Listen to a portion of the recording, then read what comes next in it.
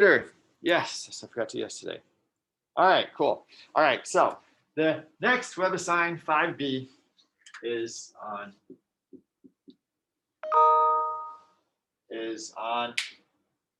trigonometric integrals. Okay, when you have lots and lots of sines and cosines. So obviously sine is easy and cosine is easy. And what? Secant squared is easy because integral of secant squared is tangent. So the ones that are up there are easy. The one we're allowed to know the way you integrate tangent of x. So you're allowed, I think they have the formula like natural log of whatever, but it's not hard to do. You basically write it as sine over cosine. So you have to remember all your trig IDs. So this is when you're going to use your trig sheet, okay, this section. So now we say, oh, this is a u substitution. If you let u equal cosine of x, then du is derivative of cosine's negative sine of x. And we can plug that in. And so the sine of x dx, so we get a negative here. And we have 1 over u du. And that's where we get the natural log. So it's negative natural log of u. U is cosine. So that's equal to negative natural log of cosine of x. We got to put it in bars. However, negative is weird. We don't want a negative, of course, plus c, right? We don't want a negative. So instead, remember, anything out in front, you can put to the power here. So we can say that's positive cosine of x to the negative 1, because powers can get multiplied in front. Well, cosine of x to the negative 1, 1 over cosine of x is secant of x. So that's natural log of secant of x. So again, to get rid of negatives, because who wants a negative? A negative log is the same thing as whatever's inside the log to the negative 1 power. So that's the trick they use there. Anyway, pretty easy, right? Now, and the other day we did inverse tangent of x. We did that by parts. You let u, because we know the derivative of inverse tangent of x. So we can do those. We did those already. And we know sine and cosine. So now we have to do, what if we have a whole bunch of them? So here are the tricks. It's all about tricks. If you have something like cosine of x times sine to the 10th of x dx, right? Like, how do you do that? But it's this, if there's only one of the other ones, like sine, lots of sines and one cosine, it's really easy. Then it's just a u substitution, right? Because the du is going to take out the cosine. So that's a super easy integral. U equals sine of x, du equals cosine of x dx. That takes rid of that. So this is just integral of u to the 10th du, which is u to the 11th over 11. Plug back in u. So that's just sine of x to the 11th power divided by 11 plus c. Real easy if you have only one of the other one and lots of this one. But that's too easy. They're not going to give you one of those. So they say, okay, what if you have two of them? Then it doesn't work. If we let u equal cosine, we only get rid of one sine. Right? So it doesn't work. Also, notice they put a pi x in here to mess you up. If you do a u substitution first, let u equal pi of x. U equal pi of x. Du is equal to pi dx, or dx is equal to 1 over pi du. So basically, you just put a 1 over pi in the front, and then you ignore the fact that it's pi x. So if you don't want to do a u substitution, if you always have the argument is something times x like that, really all you got to do is say, I'm going to ignore that, except I'm going to put a 1 over pi. Basically, we talk about the inverse chain rule. Right? If you take the derivative of this, it'd be a times pi, take the integral, it's 1 over pi. So once you've done that a lot, it can save you a step. You don't have to do a u substitution like that. It's just 1 over pi, and we don't have to worry about it. Okay, so we need some more tricks.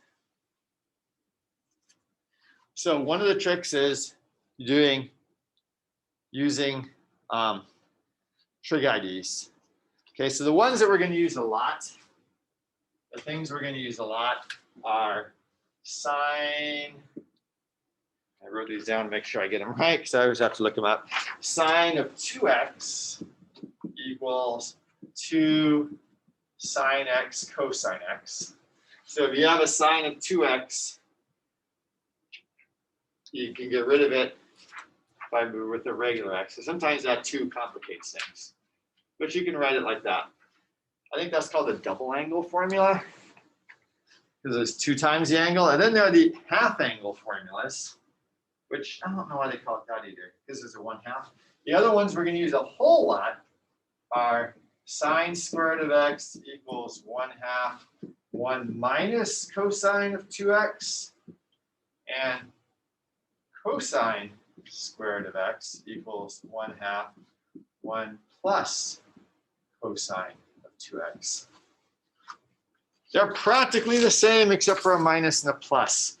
And so then you got to remember which one's which, okay? So then you think, okay, sinning is a negative thing, right? So sine has a negative one.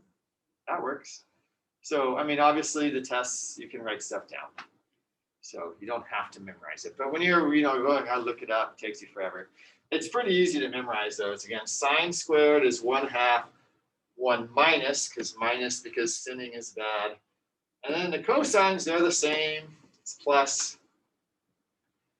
It's always 1/2 1 plus. I mean, you still got to memorize something. But that's the way to get rid of sine squareds and cosine squareds if you don't want them around. Problem is you get this 2x, but sometimes that's okay. Okay, we don't really care about that. Okay, the other things you'll be using a lot are what they call the Pythagorean relations, right? We have that sine squared x plus cosine squared x is equal to 1.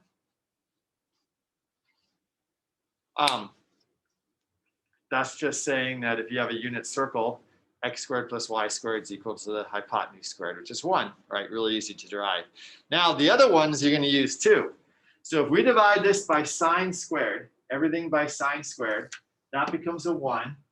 This becomes a cotangent squared. It's cosine over sine is cotangent squared. And this becomes a 1 over sine squared, which is cosecant squared.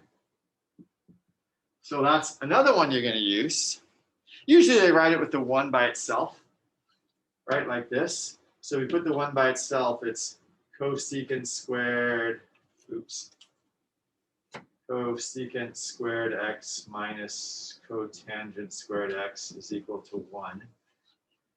So the sine one's got the plus, the other ones always have a minus, and it's always a cosecant.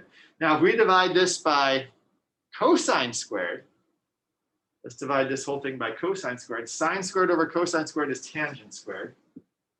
So tangent squared x. Cosine squared divided by cosine squared is 1.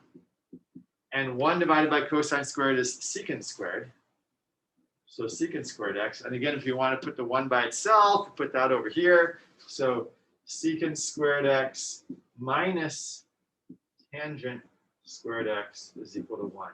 So we have the basic one, that's just from the unit circle, the definition of sine and cosine, the y value plus the x value squared is equal to the radius. And then you get these two just by dividing.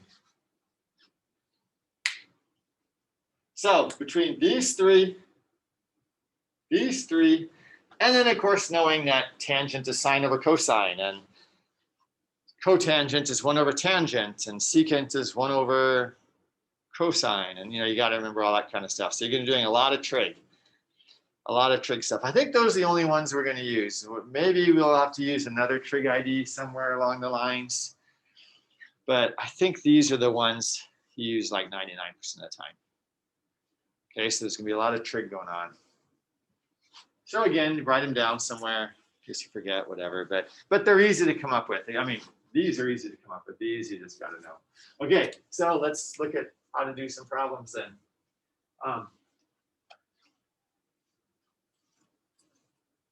So this first one, again, we can't do a u substitution right off the bat because, right, we can only get rid of one of the signs. So what you do instead is you get rid of that sign squared.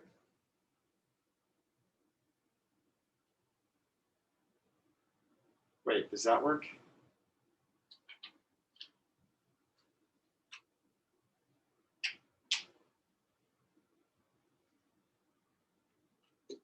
Oh, okay. So yes. So we gotta do something. We gotta change something. Let's see. What would be another way to do it? No, that really would work. Cosine. Okay, so let's. And again, many times when you do these, you try something, and if it doesn't work, well, that didn't work. You try it again. So let's get rid of the sine squared. So we can write sine squared of pi x is equal to sine squared plus cosine squared is equal to 1. So this is 1 minus cosine squared of pi x. Pi x. So we can replace this with that. So then you do that. So you have 1 minus cosine squared pi x times cosine to the 5th pi x. That's what we have now. Now we have two integrals.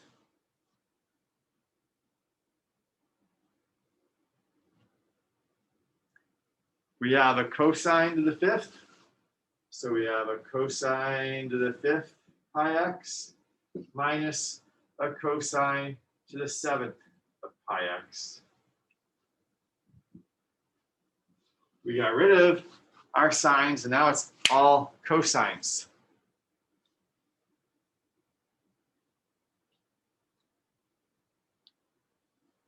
Huh.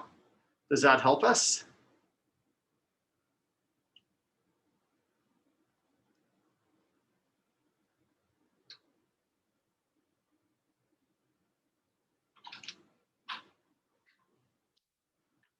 How do we integrate cosine to a power?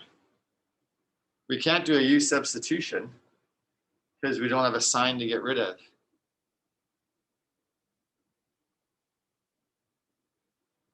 So that doesn't help us.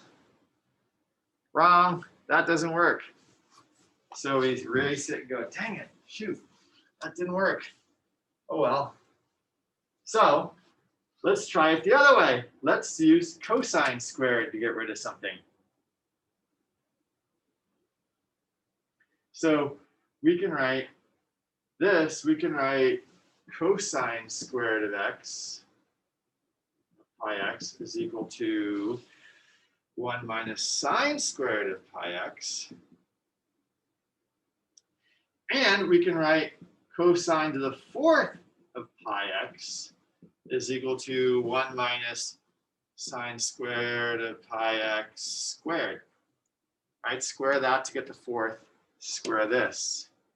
Now we can get rid of the cosine to the 4th. So now this becomes the integral of sine squared, getting tired of this pi x, times cosine to the 5th, which is the same thing as cosine to the 4th, which is that 1 minus sine of pi x to the 4th, sorry, squared, because that's the same as cosine to the 4th, times a cosine of pi x.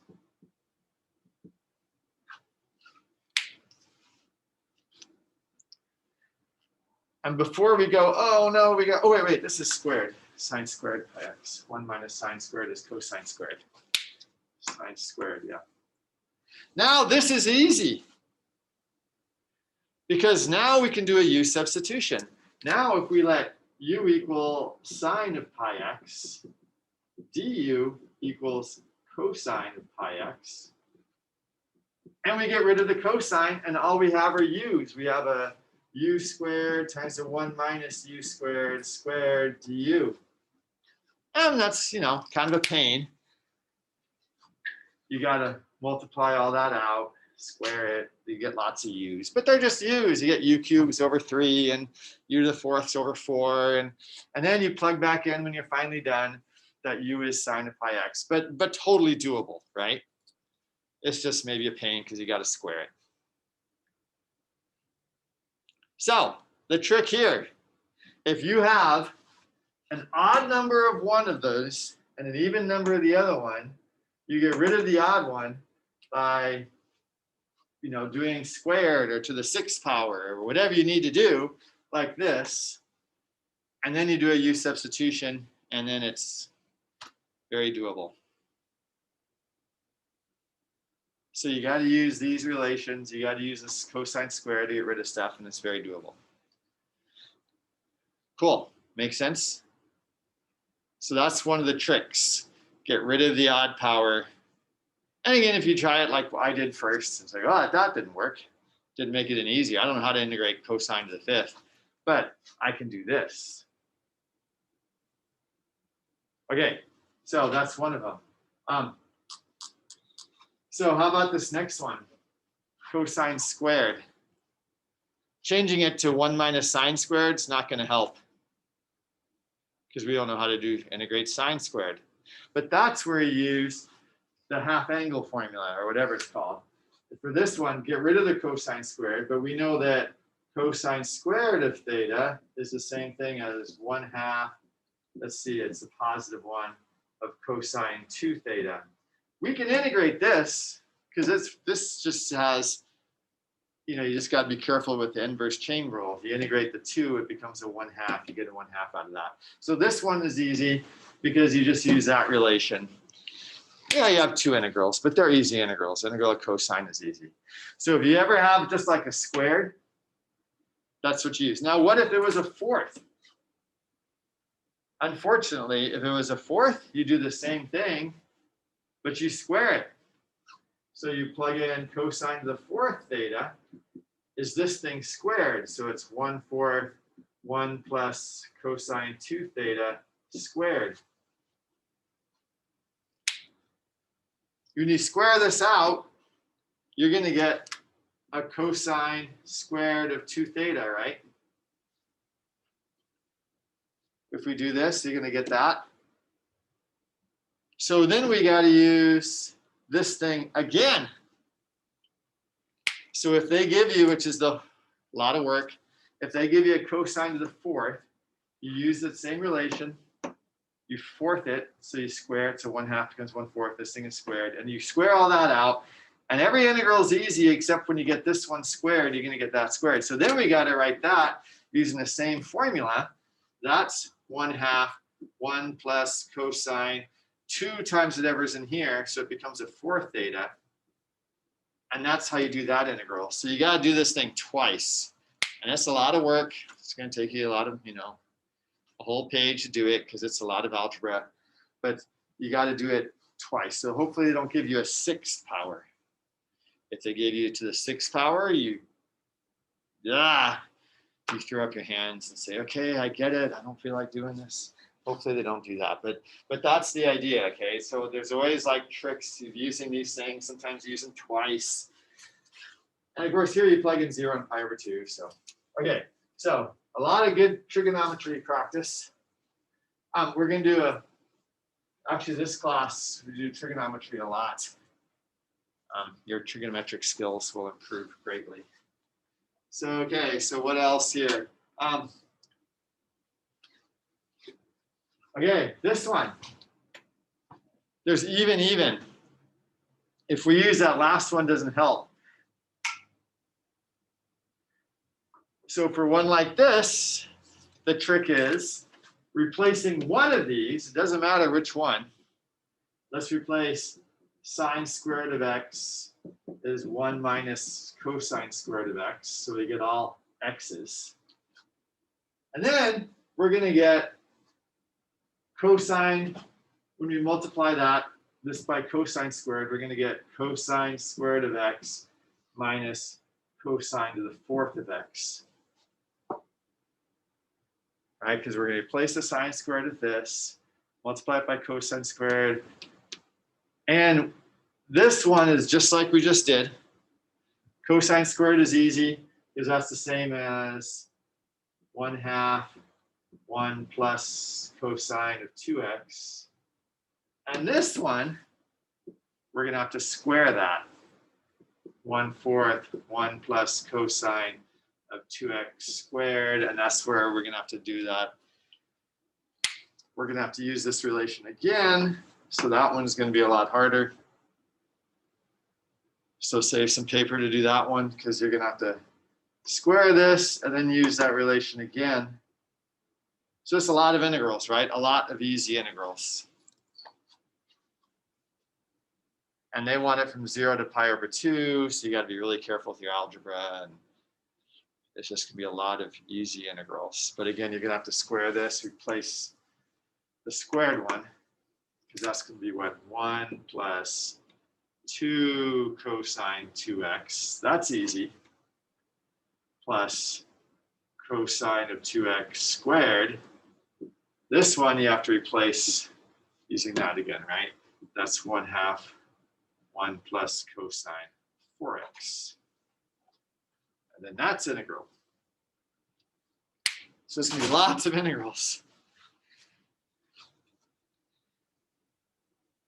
Sorry, this is going to be a lot of work plugging all those things in. What about this one? We have a sine of 2x. How do you can't mix them. You just can't mix them. So we get rid of it, and that's where we use the other one I gave you. What is it? That's something like 2 sine 2x or something? No. Sine of 2x is equal to 2 sine x cosine x. So if we get rid of that one with this, then I think you can do it, make it a u substitution. You can factor out the cosine. There's a cosine here, there's a cosine there. You let u equal sine of x. Du takes out the cosine. So the trick there is using this relation, and then a nice simple u substitution takes care of it for you. So again, you're going to mix a lot of these. U substitutions are like bread and butter. Like that's just, you do that all the time. They're like a basic way to solve all kinds of integrals. You mix the techniques. So U substitutions are just kind of a basic thing. So, but that's what happens here. You factor out the cosine. You find that a U substitution works really well. You'll get a U on the bottom, so there'll probably be a natural log answer. And then you just can't forget when you plug the number in, like I have a 9, right? You just multiply your whole answer by 9. So don't forget things like that. All right, anyway, that's the idea with these. Should get you started there. They can be a lot of work, I'm warning you, right? A lot of integrals. You just have to be really careful and not hard, just a lot of tedious keeping track of everything.